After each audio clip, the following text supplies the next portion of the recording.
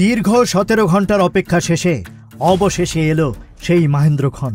মিরপুর টেস্টের দ্বিতীয় দিনে আয়ারল্যান্ডের বিপক্ষে ১০০তম টেস্টে সেঞ্চুরি করে ইতিহাস গড়লেন মুশফিকুর রহিম। তিনি এই বিরল কীর্তি গড়া বিশ্বের ১১তম ব্যাটার। নিজের ১০০তম টেস্টে সেঞ্চুরি করে মুশফিক গড়লেন এক নতুন রেকর্ড। বাংলাদেশের প্রথম ক্রিকেটার হিসেবে তিনি এই এলিট ক্লাবে প্রবেশ করলেন।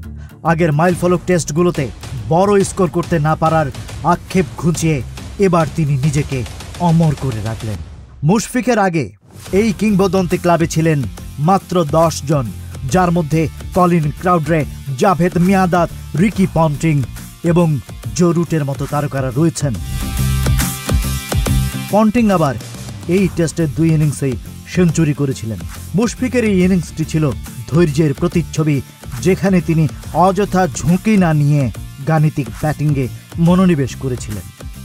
২১২টি বল খেলে ১০৬ রানের এই ঐতিহাসিক ইনিংসটি টেস্ট ক্রিকেটের ১৪৮ বছরের ইতিহাসে স্বর্ণাক্ষরে লেখা থাকবে। মিস্টার ডিপেন্ডেবল এখন বিশ্ব ক্রিকেটের সেরাদের পাশে। Rajib Raihan, news flash 71।